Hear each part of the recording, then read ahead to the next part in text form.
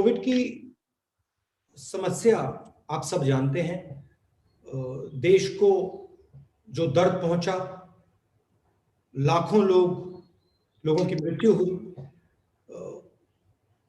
Corona ने क्या किया पूरा देश जानता है। हमने ये व्हाइट पेपर थोड़ा डिटेल में तैयार किया है और इस व्हाइट पेपर के 2-3 लक्ष्य हैं। इसका लक्ष्य फिंगर पॉइंटिंग नहीं है। इसका लक्ष्य ये नहीं है कि सरकार ने ये गलत किया।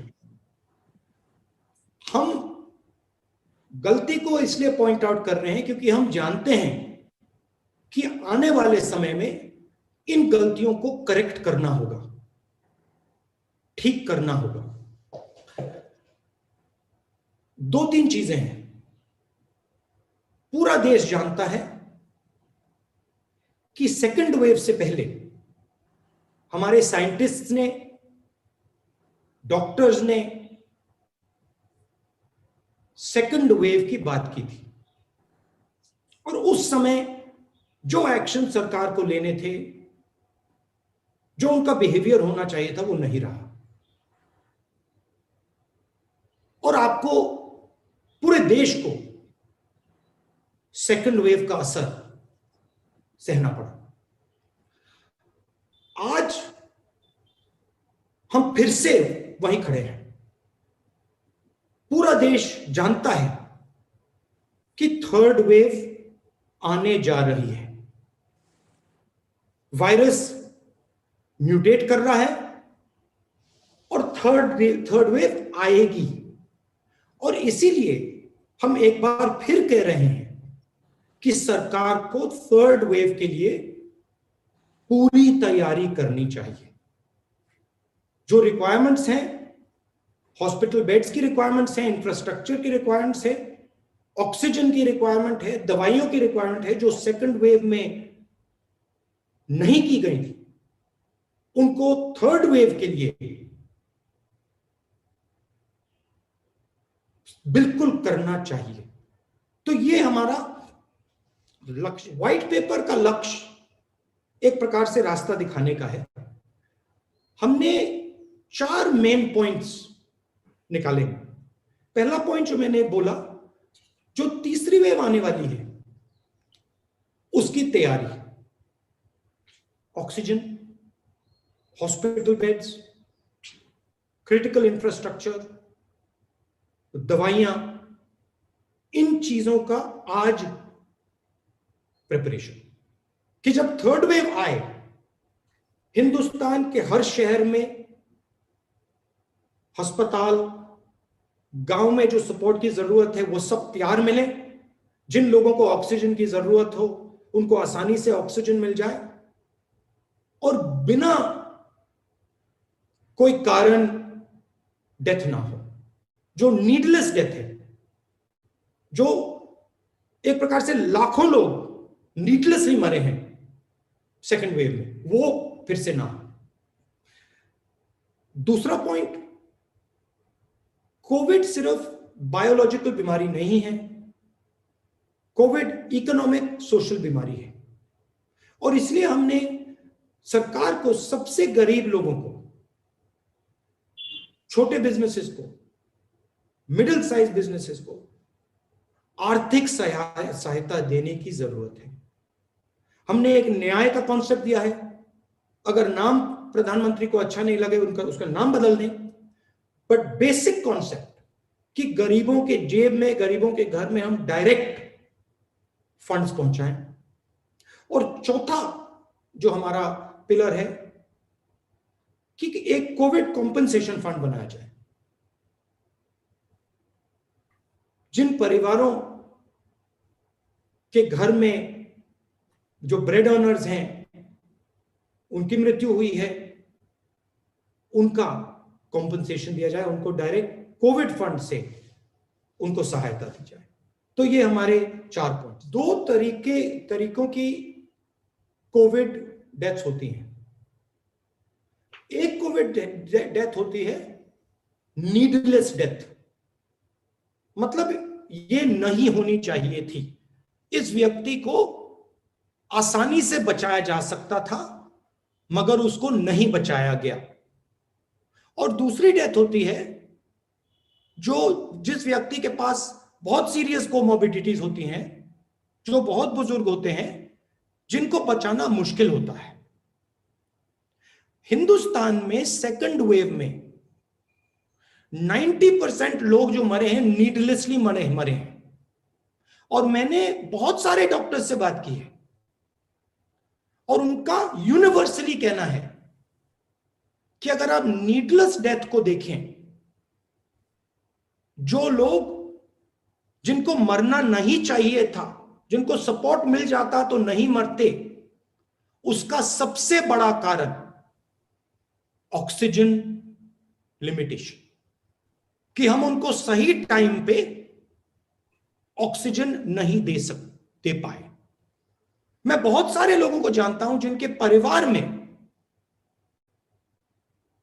उनके माता, उनके पिता, उनके भाई, उनके बहनों की मृत्यु हुई, कारण ऑक्सीजन नहीं दे पाए। इस देश में ऑक्सीजन की कोई कमी नहीं है। जितने ऑक्सीजन की जरूरत यह देश प्रोड्यूस करके दे सकता है। तो जो नीडलेस डेथ्स हुई हैं, प्राइम मिनिस्टर के आंसू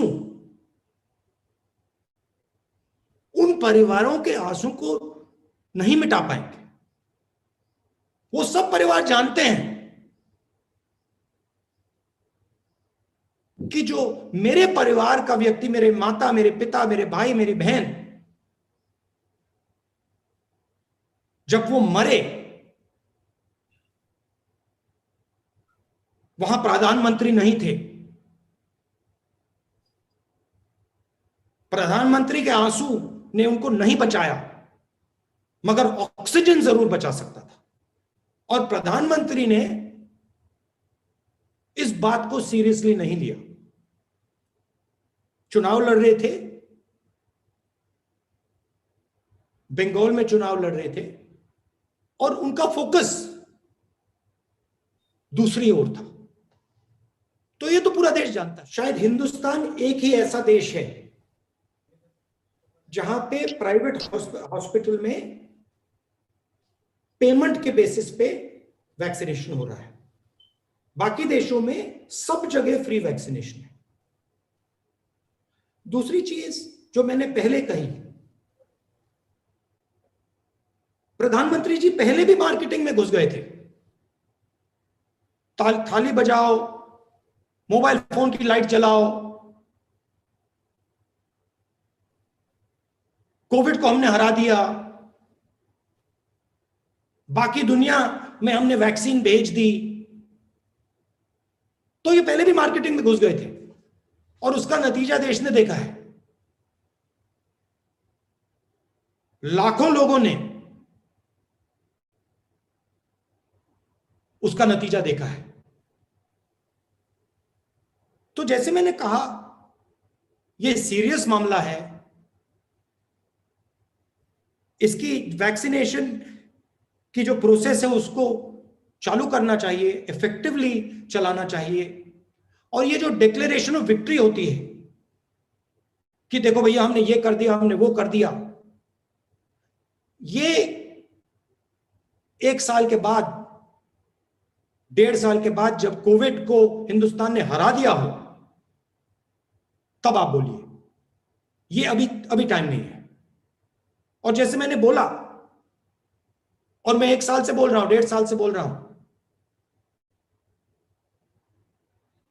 कोविड देश को बहुत जबरदस्त नुकसान पहुंचाएगा। फर्स्ट वेव के पहले मैंने बोला, सेकंड वेव के पहले मैंने बोला, थर्ड वेव के पहले मैं बोल रहा हूं। और पूरी तैयारी आज शुरू हो जानी चाहिए। देखिए, जैसे मैंने बोला, वैक्सीनेशन ही इसका एक सॉल्यूशन है, और कोई सॉल्यूशन ही नहीं है। और कोई बाकी टैक्टिक्स हैं, बट सेंट्रल सॉल्यूशन नहीं है। जो भी वैक्सीन रिलायबल हो, इफेक्टिव हो, जिसके साइड इफेक्ट्स ना हो, जितनी भी वैक्सीन को एम्प्लॉय किया जा सकता है, अप्लाई किया जा सकता है, उनको करना चाहिए। मेरी ये राय है। मेरी राय है कि वॉर फुटिंग पे वैक्सीनेशन मिशन के बेसिस पे करना चाहिए और तेजी से करना चाहिए। अब ये वैक्सीन चल रही है, वो वैक्सीन चल रही है, इन चीजों को टेस्ट किया जा सकता है, साइंटिफिकली टेस्ट करके इन चीजों पे डिसीजन लिया जा सकता है। मैं मतलब एक्सपर्ट नहीं हूं, मैंने इन वैक्सीन की एनालिसिस नहीं की है, मगर बहुत सारे लोग हैं जिन्होंने की है, तो उनकी इंफॉर्मेशन के बेसिस पे ये काम आसानी से किया जा सकता है। आपने कहा कि देखिए आप 1 साल से कोविड के बारे में बोल रहे हैं। मैं 1 साल से कोविड के बारे में सिर्फ नहीं बोल रहा हूं, बहुत सारे लोग बोल रहे हैं। मैंने उनकी आवाज उठाई थी, जो साइंटिफिक कम्युनिटी में लोग थे, जो डॉक्टर्स थे, जो स्पेशलिस्ट थे, उनकी आवाज उठाई। वो मुझे बता रहे थे कि भैया बहुत बड़ी प्रॉब्लम आने वाली है। मैंने उनकी बात उठाई और उनकी बात को मैंने एम्पलीफाई किया। प्रॉब्लम यह है कि सरकार उनकी बात नहीं सुन रही है, सरकार साइंटिफिकली एक्शन नहीं ले रही है। अब जो आपने कहा वैक्सीन को डिले करने का, ऑब्वियस कारण है, पॉलिटिकल कारण है कि वैक्सीनेशन की कमी है तो डिले करो, बट उससे सोल्यूशन नहीं मिलेगा। क्योंकि वायरस ये नहीं समझता कि भैया आपने 2 महीने बाद किया या 3 महीने बाद किया या 4 महीने बाद किया, वो आपको इन्फेक्ट करेगा। अगर उसको रास्ता मिलेगा वो इन्फेक्ट करेगा। तो प्रधानमंत्री को यह समझना है कि यह पॉलिटिकल लड़ाई नहीं है। इस लड़ाई में पूरा हिंदुस्तान उनके साथ खड़ा है। यह वायरस के खिलाफ लड़ाई है और पूरे हिंदुस्तान की शक्ति को प्रधानमंत्री इस्तेमाल करनी चाहिए। इसको आप डायनामिकली टेस्ट करो, इसको आप डायनामिकली टेस्ट करो। अगर आपको लग रहा है कि इस वैक्सीन से रिजल्ट अच्छा नहीं आ रहा है तो उसको चेंज करो। तो स्ट्रेटेजी रिस्पॉन्सिव होनी चाहिए, स्ट्रेटेजी डायनामिक होनी चाहिए। अगर कोई गलती की उसको करेक्ट करो, अगर कुछ अच्छी तरह से सक्सेस मिल रहा है तो उस पे और फोकस करो। तो डायनामिक नेचर की स्ट्रेटेजी होनी चाहिए।